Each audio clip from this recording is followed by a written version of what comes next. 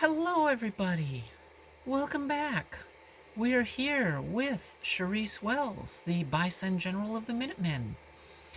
And you can see she is still wearing the Minuteman uniform. She feels that she doesn't exactly deserve the jump from civilian to general so quickly that Preston gave her. So she is not wearing the accoutrement of a general quite yet. So she's helping out as best she can, as often as she can, to ensure that she feels that she is earning the rank of General of the Minutemen. She does have pre-war experience. She did serve in the U.S. Army for a couple of years.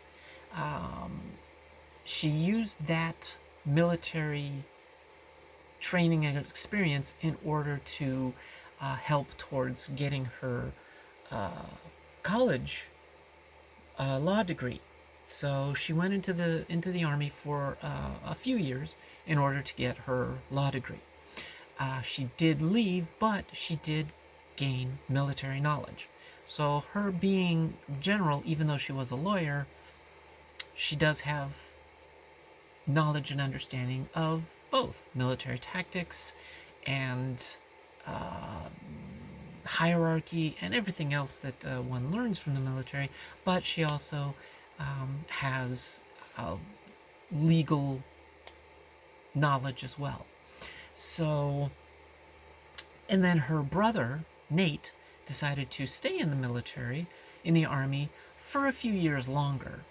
And he was married, but his wife, she gave birth, but then she felt that she couldn't handle being a parent, and she basically dumped little Sean onto Nate. Sorry about the spinning. And Nate asked if he could stay with Charisse at her home for a while until he could kind of get his own place and get reestablished in Boston. And she said, of course. And about a month or two later, the bombs fell. So, anyway, where are we? What are we doing here? And why are we here? Well, we're here because the general received a distress call for an unusual location, one that she was not entirely familiar with, asking for help. And over there, she thought that the call was coming from Sunshine Tidings, which is, again, over there. But no, that's not who was asking for the help. The call came from over here, and originally, pre-war, there is a road that goes along here to a parking lot over there, which overlooks the reservoir. But in the pre-war, a road did go up around here, up here. Now, there's a lot of rubble, a lot of boulders, and a lot of dirt and stuff like that.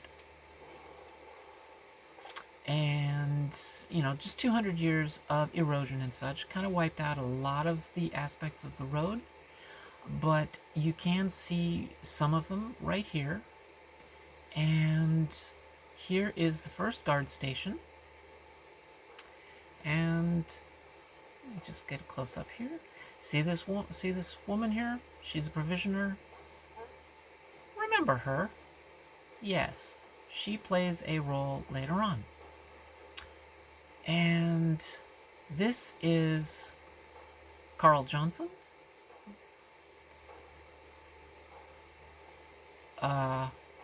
There's gunfire. Why is there gunfire? Okay, this is why there's gunfire. Oh shit, this is why there's gunfire. Oh, this is not good.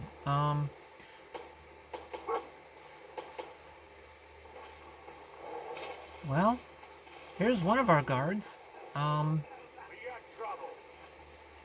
Yes, we do. Oh, good. We got. Ooh, you guys are good. Oh.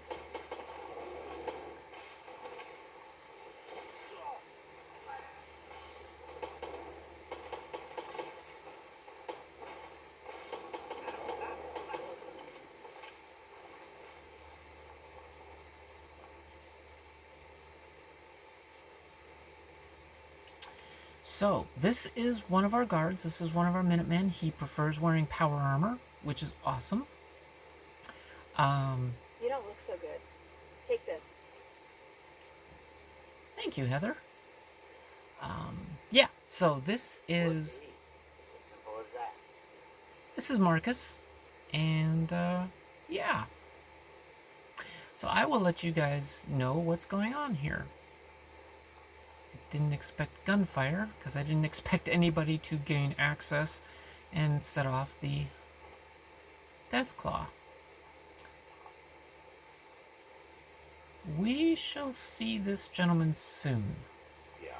This place is so huge, I have a lot to share with you guys, but I don't know if I'll be able to fit it all in one video, so bear with me. I can't do it quickly. I've got storytelling. Basically, I'm a storyteller, and this is kind of how I do it. So I hope you all enjoy it. Anyway,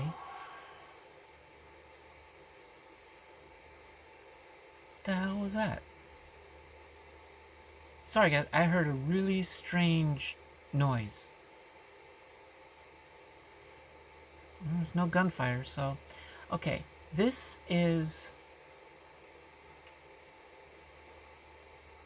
his apartment, and he was not a Minuteman before he became a Minuteman. He was just somebody out in the wastes, and, well, I'll explain their story soon. But this is his room, and he is totally embracing the Minutemen promise, basically, the Minutemen promise of helping everybody on a minute's notice, regardless of race, creed, pigment, which is basically, well, actually in this game, race is different. You got super mutant, you got ghoul, you got synth, those are all races technically, and then regardless of pigment. Now, if you're gonna be a dick and start, being like a raider, and you're still gonna raid, or you're just gonna be attacking everybody, yeah, you're gonna get a bullet to the brain. But if you have decided to give up your basically raidery, harmfully screw people over way, and you want to help people, you're welcome in a Minutemen settlement. If you do have a past history of being a raider, you're going to be kept an eye on for a while. A very close eye for a while. But in the meantime, the Minutemen are following the ideals of truth, justice, peace, and prosperity for all citizens. So, that is Charisse Wells's Minutemen. But here is some additional supplies for him. He is keeping this place under a watchful eye. Got a lot of the I-beams are put into the boulders there. It's not 100% perfect, but there is a wall that goes around this entire settlement. The wall is about 90-95% effective, which is nice. And of course, a little bit more Minutemen postings. Some more. This is the mailbox, basically, the postal system. The drawers basically kind of go to different people, and if they have mail, they can check. And basically, yeah, just be cool. This is the town of Rejection, and it is protected by the Minutemen. And yes, they are not things. No weapons past this point, please and thank you. But this is the general store.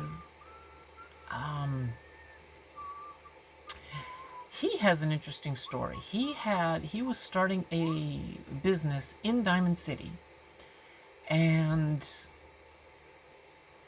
he actually he bought 2 large areas in Diamond City and was starting to clear stuff out, left a whole bunch of tools inside, and was going to build basically a nice apartment on one side and a bigger, better store on the other side, so that people had a choice between Crazy Myrna and himself. And then he went to bed one night, and everybody in Diamond City went, he disappeared. What happened to him? Oh well, let's just sell his building. And they were selling his building for 2,000 caps. Sound familiar? So yeah. The player has bought his old place. But here is some of his storage for his store. And they have put in sidewalks for safety, but you know, you can walk anywhere you want, but if you don't want to get mud or whatever, you can walk up the stairs. And he has got his pawn shop. And this is him. This is Steven. Lost track of how many blisters I got. Looking to buy.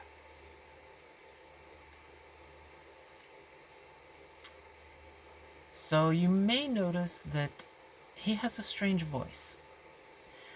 Everybody in this town, okay, most everybody in this town is a super mutant.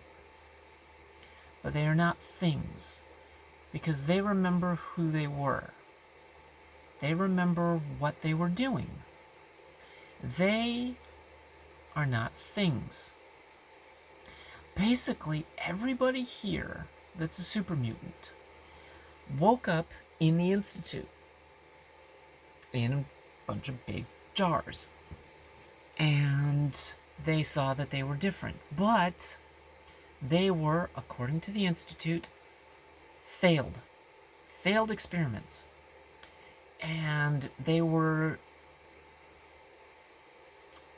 the Institute tried to wipe them out, but it didn't work, and they were able to escape from the Institute and run out into the Commonwealth.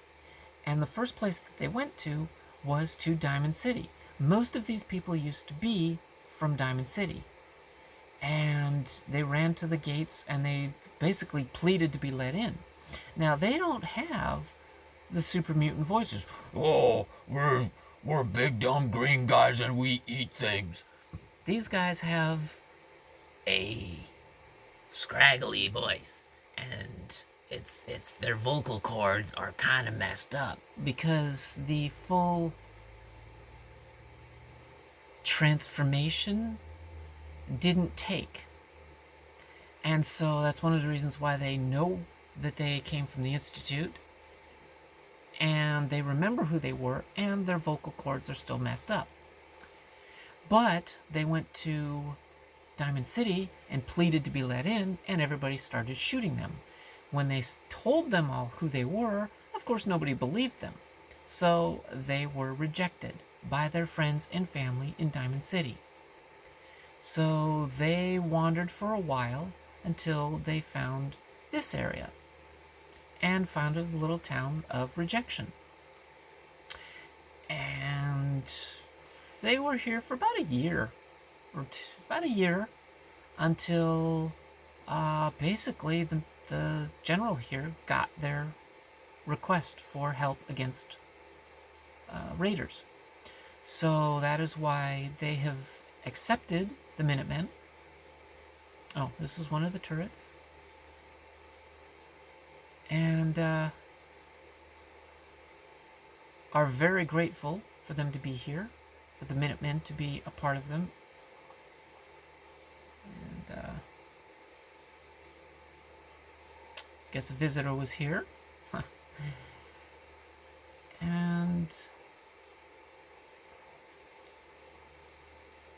so Stephen here has got a very good business.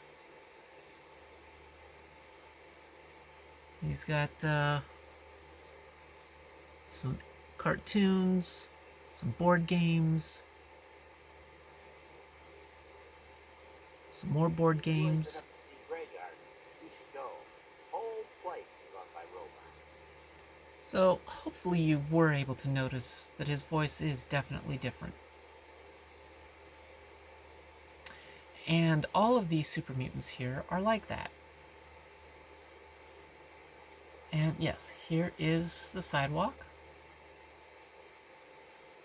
And let us go check out City Hall.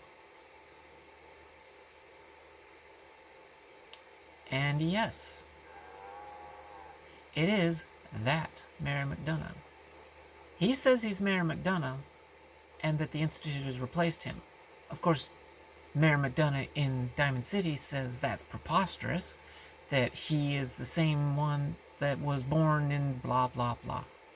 So nobody there believes that this is actually Mayor McDonough. He should come in soon. Anyway, he's wandering out there. He does come in here. Oh, got a little library. Well, you'll see. He's got a picture of his town, his Boston. So yeah, he's everybody here is happy because he was Mayor McDonough. They know him as that, and so they're fine with him still being Mayor McDonough here. This is the librarian's room. He's got himself a nice little bed and such. And here is the librarian. Yes. So, a number of people who have been rejected have come here. They, one of the things that the provisioner does is she does find books and magazines, and she will bring them here, as well as paperwork, documents, newspapers, knowledge. They are working on building a library here. And he is, well, right now we have him cataloging a bunch of the books and everything to basically make this a really nice lending library with all sorts of information. The U.S. Army Ranger Airborne Handbook, Special Forces Handbook, and just some fun stuff for the kids. Yeah. Not a lot of kids come here, but a lot of people like reading these books and magazines. Mayor McDonough's got some additional books. And, oh yeah, there's no way this is going to be just one episode. But, there is purified water here. And you are free to drink. And some for your animal, your dog, your Brahmin, your bunny, whatever. Additional water. It is clean water. And if you want, you can grab yourself a Nuka-Cola. An ice cold Nuka-Cola. This this library city hall was built from a lot of the remains of this place and a couple other houses that were already here. What I shall show you is that this place was a little hamlet before the war. So, running along the sidewalk here, and go down here. Got ourselves a missile turret. Means of working on it, keeping it armed. And got ourselves here his name was Rocket, surprisingly, or at least that's what he calls himself. He calls himself Rocket, and he says that he was an Atom Cat, but that he woke up in the Institute, changed, but he remembers everything.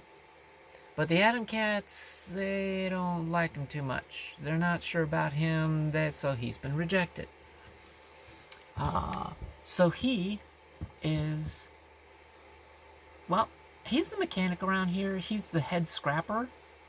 So he's basically, his job is to tear apart the house and any scrap that they find.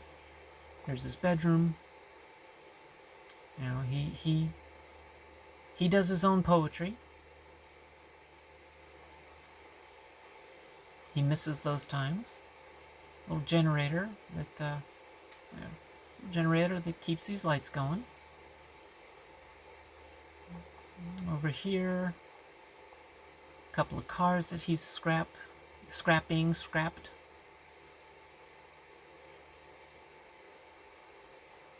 Got ourselves the wall. Sorry about the spinning there.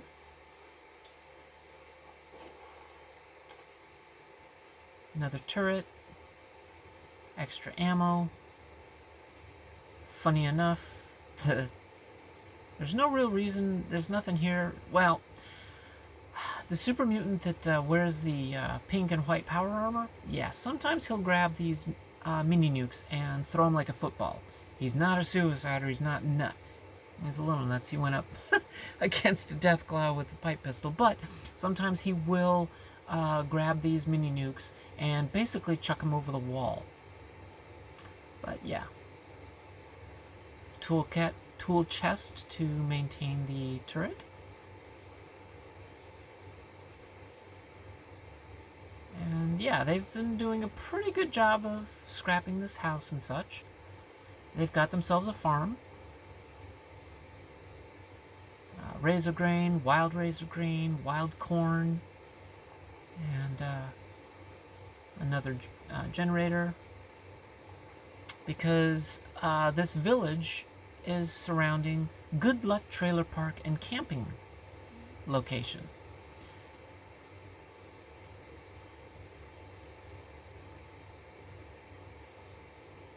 This place is so big, I'm like, what, I was gonna...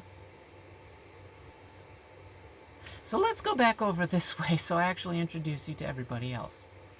But let's just take the sidewalk. Yes, that's Clancy in the power armor. Oh yeah, for a while, this was their form of getting water.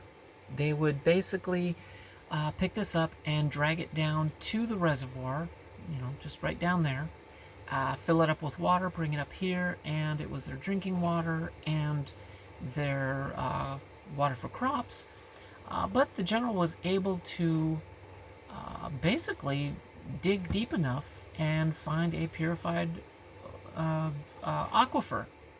So they have purified water, and they don't need the blue thing anymore. That is a good day, Clancy. Sorry, almost called you Clarence. What's your clearance, Clarence? Ha ha ha. Oh, yes, and this is important too. Generator with a street light, which is actually holding up part of his roof.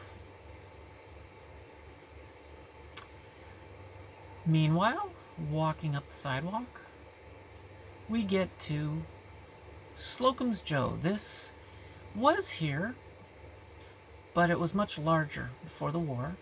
Bob here. I like to measure things with yards.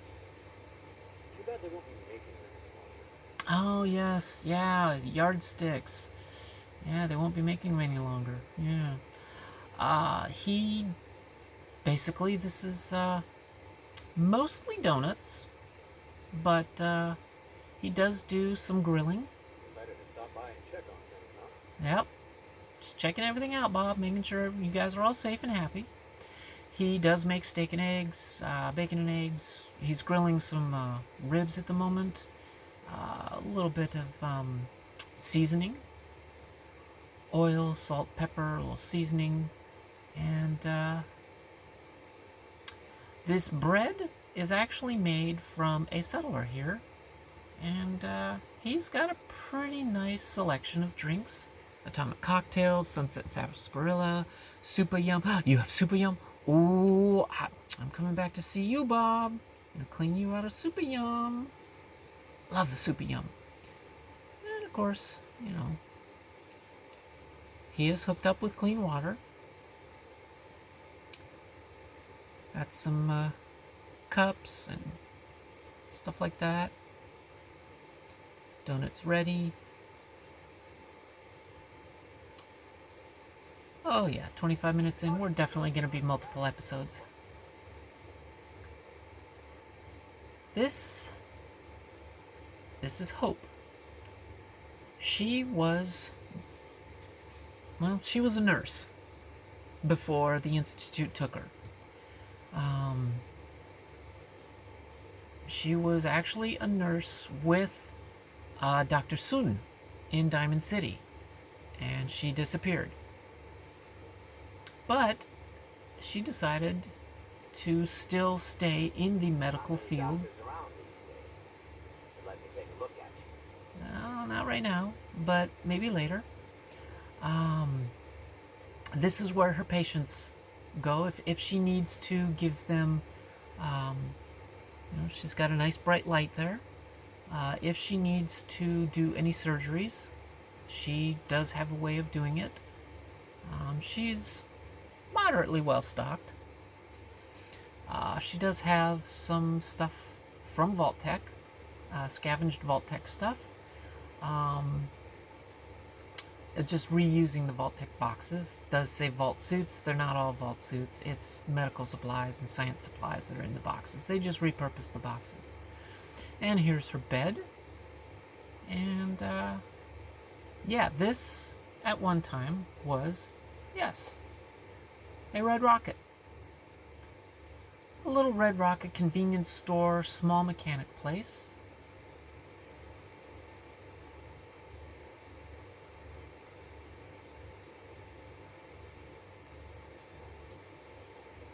And basically, she's in the convenience store because here is where they used to work on the cars.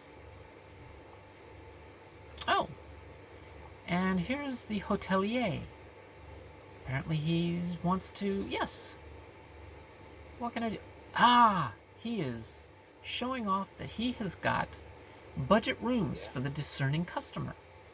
He's got himself 2 little hotel rooms, motel rooms, however you want to look at it. And, well, let's check out room number 1.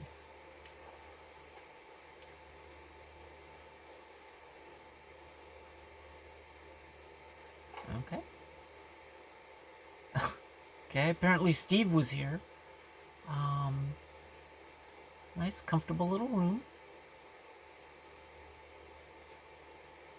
He does call this, that's the, oh, God. Dude, what's your name again? Hastings. Okay. Hastings there calls this the blue room because it usually has the blue sheets and the blue alarm clock. So this is the blue room. And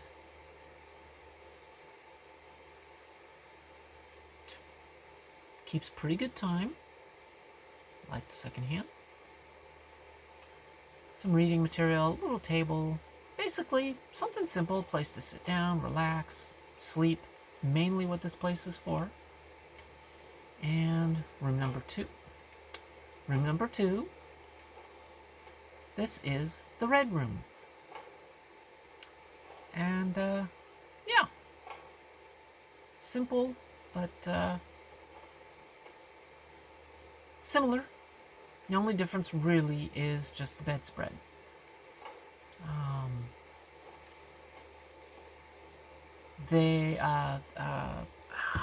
They were able to. A lot of these buildings were fixed up by the settlers of Rejection before the Minutemen and before the General herself arrived.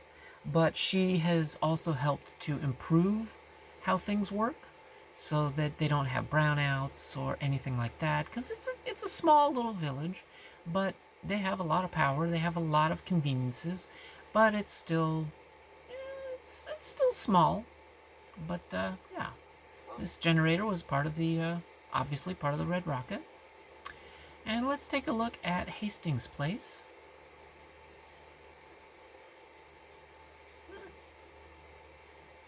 Yeah.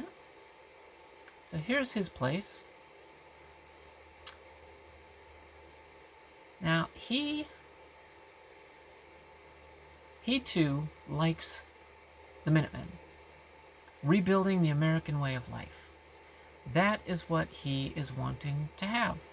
Rebuilding America's future today. Rebuilding the American way of life. Now, he's a little misunderstood as to, well, actually, nobody here, except for the general, really knows about the Enclave. And the general, even then, the Enclave was just, in her time, before the war, the Enclave was just a rumor. You know, kind of like, well, you have the CIA, you have the NSA, and you have even higher than the NSA is the Enclave. And nobody really talked about the Enclave much, so she's not sure about them. But if they were rebuilding America's future, well, they're probably not too bad. But she's never run into any of them, so she doesn't know. And, yeah. He's got a meal here. I'm gonna make some noodles. Okay, I'm recording. Uh-huh. Yep. So you guys may have heard my sister losing it there because she forgot that I was recording. But yes, Hastings here. Sorry. Hastings here is happy about, he wants to bring the pre-war world back. You know, clean, healthy, abundant, prosperous. So yeah, he's got a nice clean bed with storage. Oh, you put the cookies in here. I know, I put the cookies in there. So,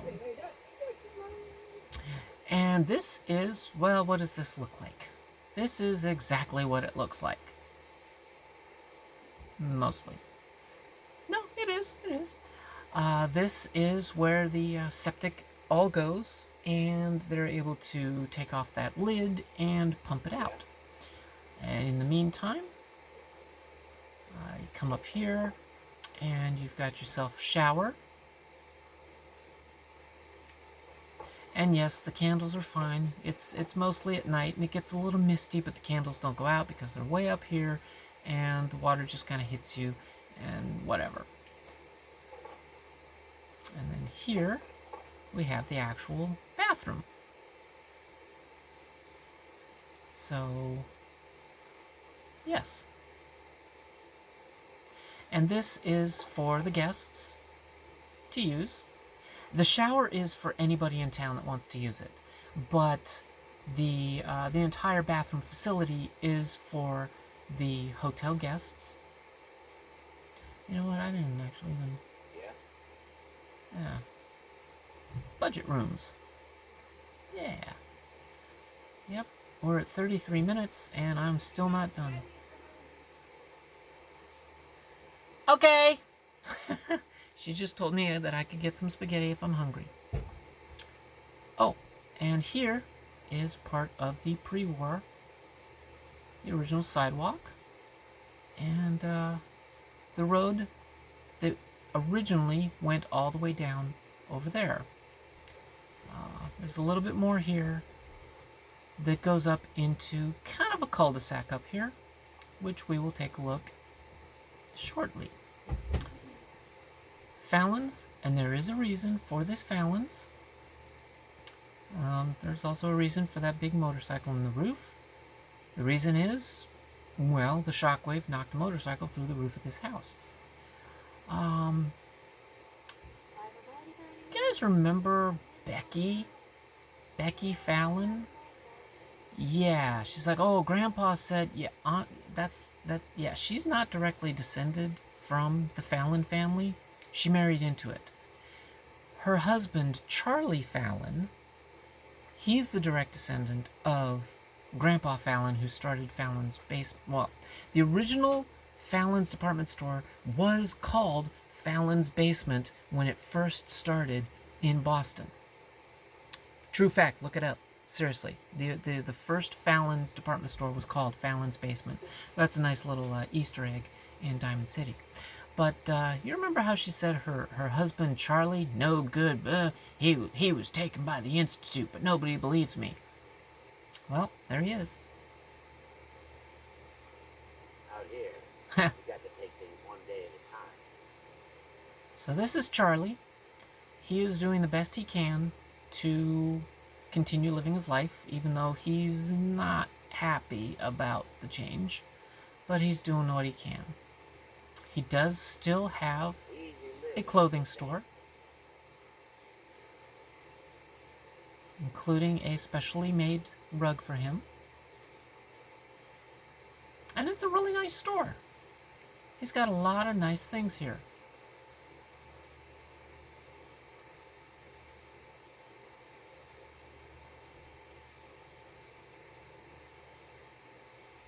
Get yourself a variety of shoes, clothing.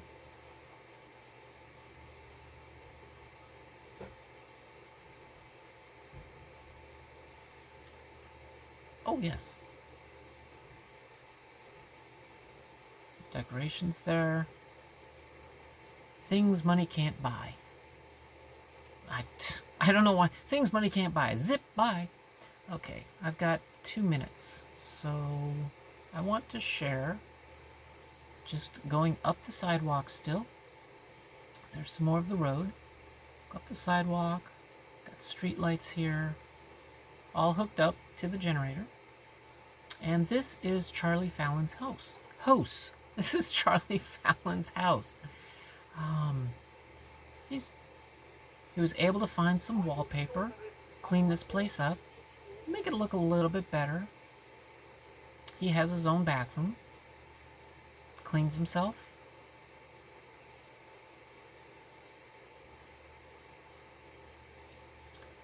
And if Becky wouldn't have rejected him, well, she would see actually how much he cares.